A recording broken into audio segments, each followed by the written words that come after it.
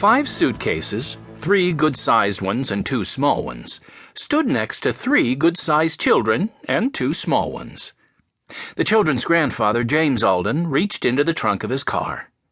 They had just pulled up behind the Pickering Natural History Museum. "Whoa!" Mr. Alden said as he dragged out a heavy box.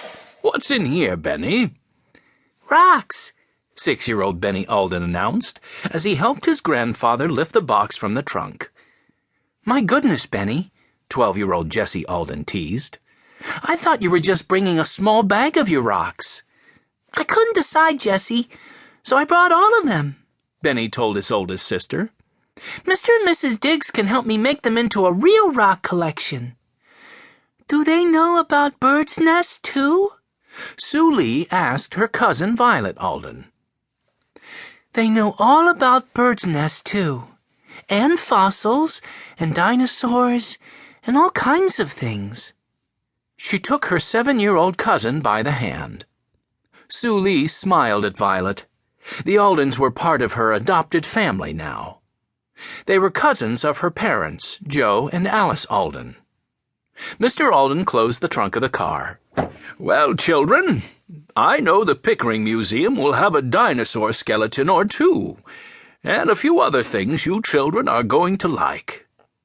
Mr. Alden and Henry moved the suitcases next to the side entrance to the museum, which was closed at this hour. "Now, let's see. Where's that buzzer Emma and Archie told me to ring for the night watchman?" "Here it is," Sue Lee cried. "Then give it a ring," Mr. Alden told her. Sue Lee pressed, then pressed again. The Aldens could hear the bell echoing inside the museum.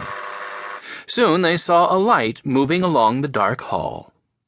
Benny and Sue Lee pressed their faces against the glass door.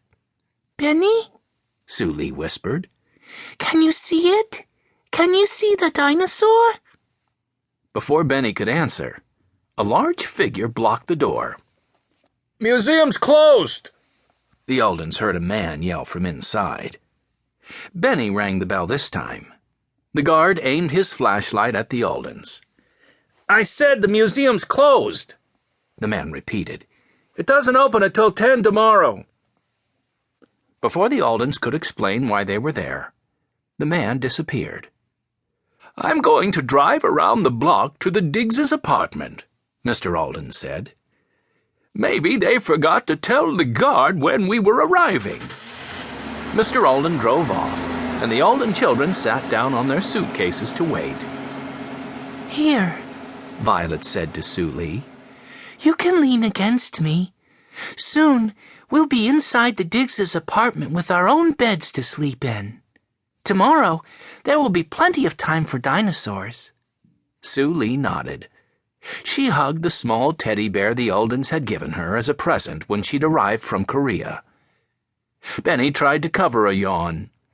"I'm not tired. I want to see the big old dinosaur that's inside this museum." 14-year-old Henry yawned too. "Well, I don't think that dinosaur is going anywhere tonight, Benny." Benny leaped up against the door again. When he did, a loud alarm began to buzz over and over. The children covered their ears to muffle the terrible sound. "What's going on?" Henry yelled over the racket. "Somebody's here," Benny yelled back. The museum door whooshed open. A tall man in a uniform and hat waved his flashlight over the children like a spotlight. Next to him, a large German shepherd pulled hard on a leash and growled at the children. "I told you," the man began. "The museum's closed, and now you've set off the alarm." "I did?"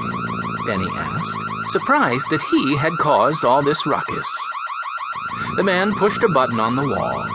The awful alarm finally stopped, but the dog's growling did not. Benny usually liked dogs, even big ones. They reminded him of the Aldens' own wonderful dog, Watch. But Benny would rather come face to face with a live dinosaur than this big dog. "Down, Nosy," the guard ordered. "Nice dog," Jessie said in her sweet voice.